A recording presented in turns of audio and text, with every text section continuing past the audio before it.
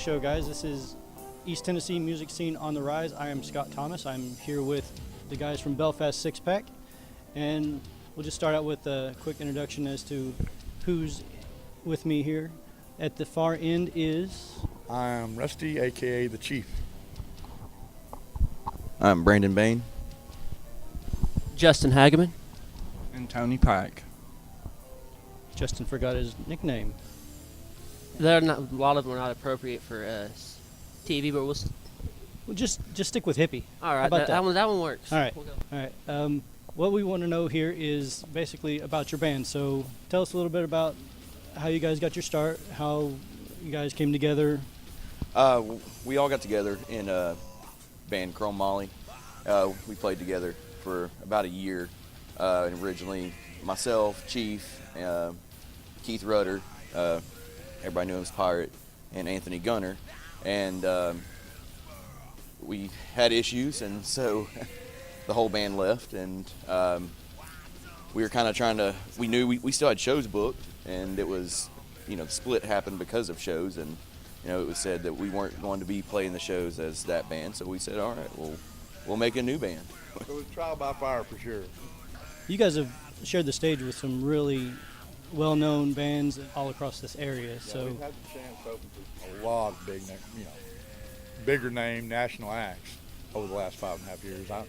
You start naming them because I forget half. We could do our favorite ones if you'd like. The favorite one that I liked, Steel Panther or Texas Hippie Coalition. It was a toss-up. toss-up between the two of them. Yeah, really, really good shows. Bam Margera. Yeah. We had Soil, Head PE, Super Bob, Have you Motor guys- Grader. Oh, Yeah. Motor Grader, yeah. See, there's so many we can't forget. We've got most of the posters on the wall in the band room. Yeah, we do. We had a flyer from the show, and we basically have our walls covered in the band room for all the shows that we played, even from back in the beginning days. It's like, Pick Up the Snake and Horns of the Headless and Belfast. Like, we always played a lot. Yeah. And so see those old flyers that Blake made, and we have them on there. Then we have really, fancy ones and from big shows that we played. It's kind of like you see the progression. Pretty cool. That's pretty cool, yeah. And how far outside of Knoxville have you guys traveled for shows? Right outside of Roanoke. What was that? It was in Radford. Radford, Virginia. We went as far as west as Nashville and Murfreesboro. Yeah, and that's what works. And Went down to Georgia. Georgia, what was that? Little town. Dalton, Georgia. Dalton. Yeah. Any plans in the works to go outside of this area, Oh, yeah. like Oh, even yeah. further, like even a national tour maybe? We'd do it now if we had the means, Yeah. and the money. That. Yeah. Yeah, you got that right. Austin, Texas is a big music city, so if you guys can make it out there, I've got some contacts out that way. Oh, cool, We man. played with Texas Hippie Coalition. They said we'd go well in Texas. Oh, yeah. Oh, definitely. It's a southern metal. We call it American metal, actually. Southern metal, a little overdone. And we have a southern aspect to our music, but that's not all there is to it. We're allowed to do a little stoner rock, some straight up metal, some blues-based rock and roll. You just never know what the heck we might play. Yeah. You guys have a different sound almost to every song you play, and it just gets you feeling differently each time you play the next song, and you never know what to expect.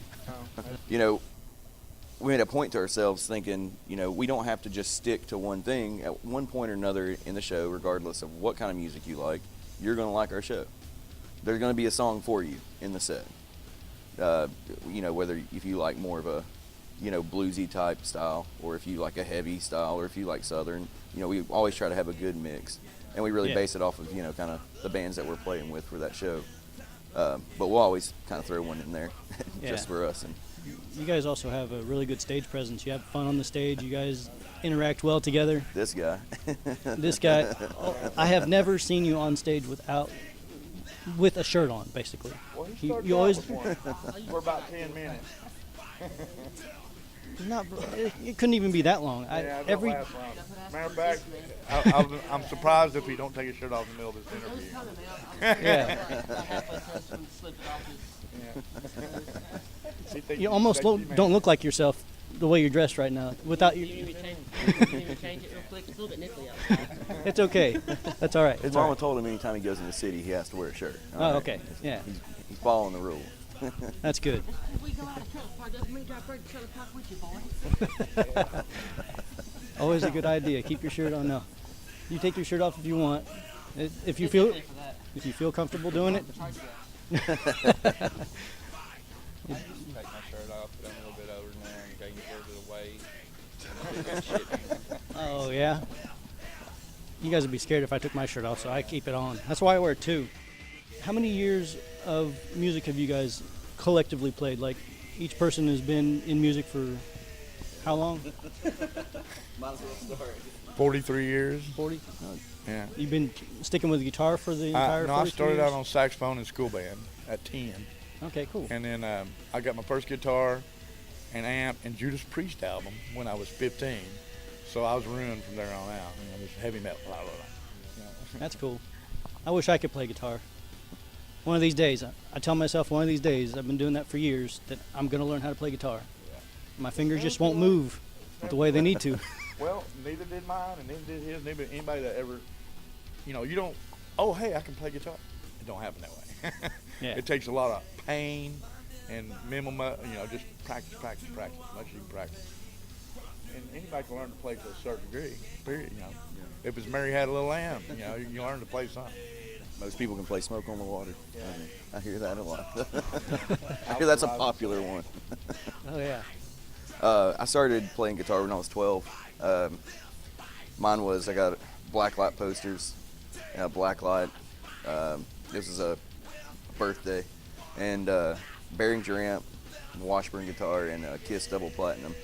And I started playing, and I entered in music when I was 18 and moved to Knoxville from South Carolina. Oh, cool. And with Chromoly, ironically, joined when I was 18, and then I left and I, served 4 years in the military, and then came back and ended up back in Chromoly. And by that time, Rusty had joined, and that's kind of how we got back together.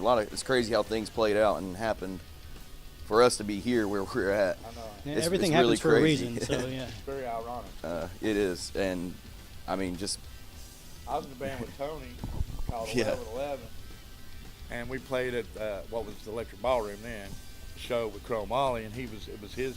and I was 18. You know, We didn't even know each other. No. Little on did we think years later we'd all be in a band together.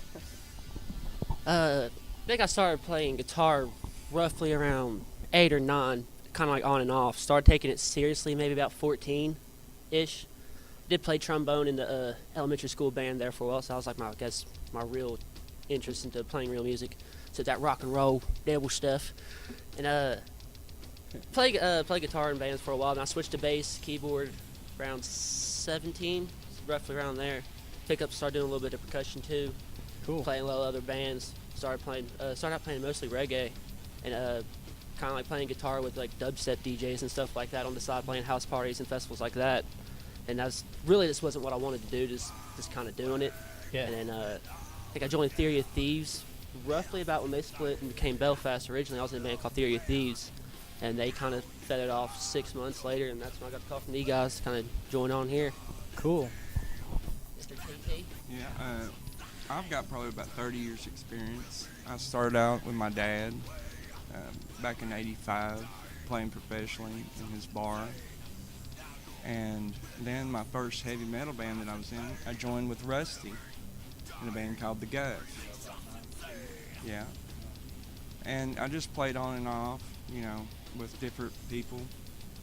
And I always kept up with Rusty. Me and him was in several different bands, The Guff, 1111. I'm sure there was another one. But you've always played drums. But I've always played drums. My father and his father played in bands together. Yeah. Only my dad was the drummer and his dad was the guitar player. Right. And back in the 50s and 60s, I was born in California. Yeah. Because they were on tour. I was literally born on tour. And then they moved up to Jersey and then ended up back down here. So you were quite literally born into music. Yeah. Pretty neat though that we ended up in bands together after our fathers played all them years ago. Cool. Yeah. So if if you guys were to plan a nationwide tour, where would be some of your favorite stops that you want to make? CBGB's in New York. Yeah. Love to play New York. It'd be awesome. Down in the Greenwich Village there somewhere. You know, there's not a whole lot of, like there used to be. There used to be places that everybody, this is where you want to go and play. It's not like that really anymore. You know, a lot of clubs have come and gone through the years and changed names that they even exist. You know, so would like to play Texas, like to play Florida, like to play New York. You know, Colorado. yeah, yeah, Colorado. Yeah. California and Colorado might be a pretty popular place to play, right? Oh yeah, The snow, man. yeah, Oh, yeah. the mountains. Yeah, all the green trees and stuff. Yeah. Forestry, that's it. Yeah, Colorado. One place that would mean a lot for me to play would be Ground Zero in Spartanburg. I grew up in Cowpens, which is right outside of Spartanburg. I know it sounds funny to say, but anyways, it's always been I kind of went there as a young teenager and, you know, saw shows and stuff, and, you know, to be able to go back as an adult and play a show, you know, for Mick, you know, at Ground Zero, that would be phenomenal, just because kind of nostalgic for me. Basically where it all began. You know, yeah, and like a lot of my friends, you know, like my first band, you know, in high school, you know, that's where we went to see shows and stuff, Yeah. you know, friends. And so it would be like, you know, that kind of nostalgic, kind of reminisce. Oh, yeah. But play a badass show. For me, it'd be Civic Coliseum here in Knoxville. Because growing up, I went and seen anybody and everybody that would come there. You know, I mean, and back then, everybody from all the surrounding counties would go there because there was nowhere else to go. Right. So you know, I just, you know, to actually get to play there would be awesome. You know, because I've seen all my favorites growing up there. You know, so that would be a nostalgic place Yeah. for me to play. Cool. Just anywhere, like I'd love to play New York It's all and you, man. California.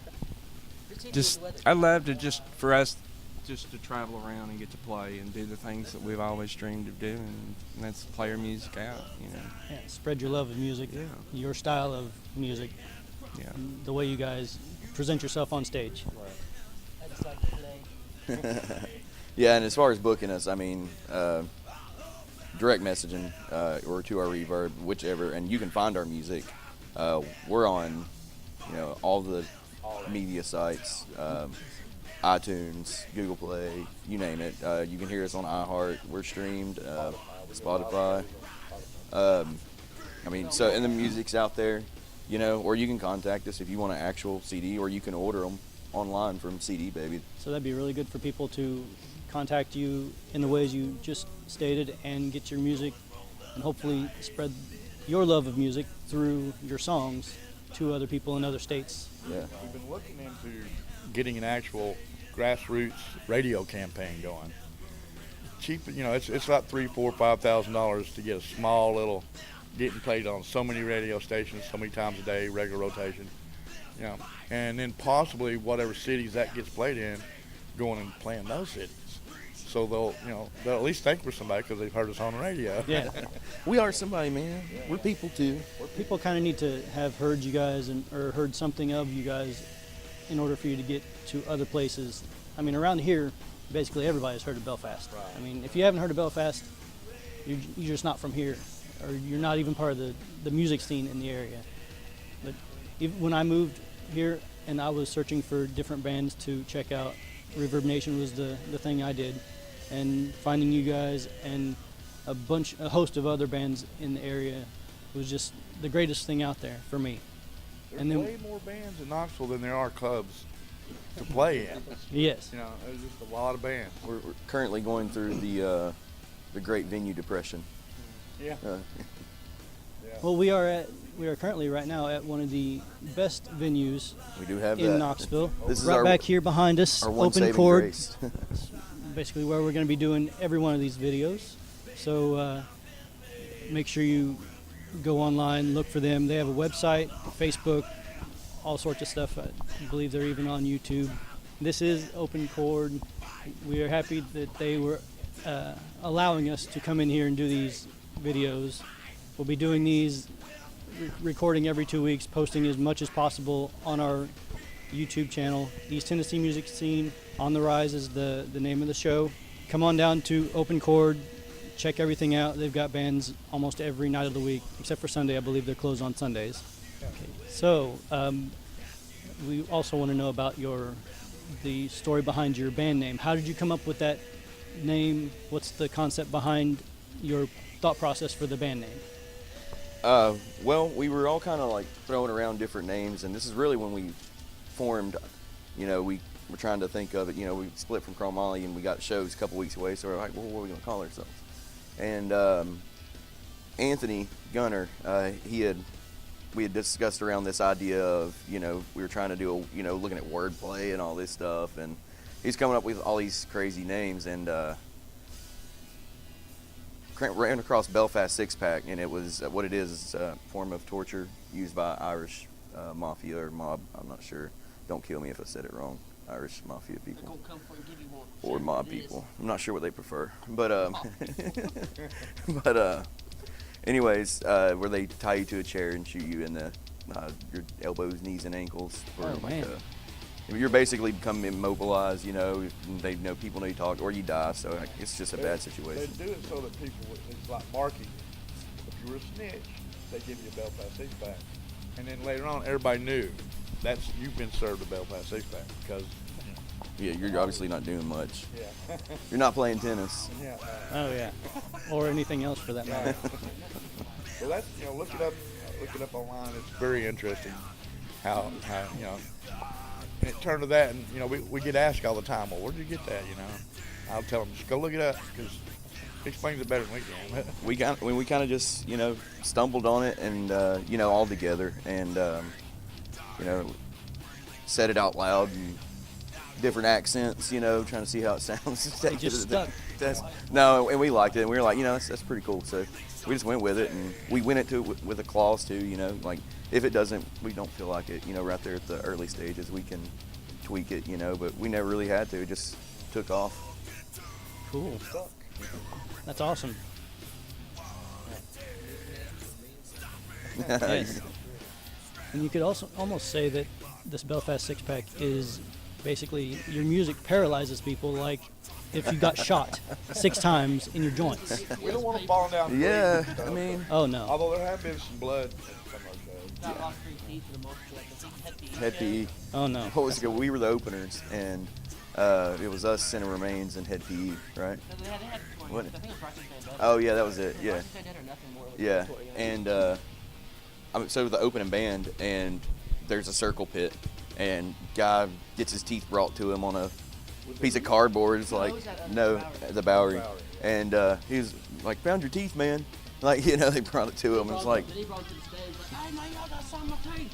Oh my. and then, Jeremy Powers from Center Remains, we get everything done, and he comes up and he's like, well, good job, guys. What are we supposed to do? It's like, they want to see Head PE now. Like, you got them worked up. And there were some Marines there doing a Toys for Tots drive, and they were up in their dress blues and everything, absolutely loving the music, and so that was really cool to see as well. That's very cool. If you guys have anything else to add? Yeah, we as a band, we want to thank Open Chord, East Tennessee Music Scene, Josh, 94.3, the local show, all the fans, everybody that supports us. We're nothing without fans, and you all coming in and filling in the shows, and not just us, but all the bands in the area. We do have great fans here, and we got fans that travel to come see us, and they'll come to Knoxville to see us if the show's a big enough show for them. And but even down just to the single person that comes out, to everybody, just thank you so much, and we'll keep writing music and making sure you all have good times, and keep on keeping on. That's right, dude. Screaming all the way, living, dying, breathing just in vain. Now you'll witness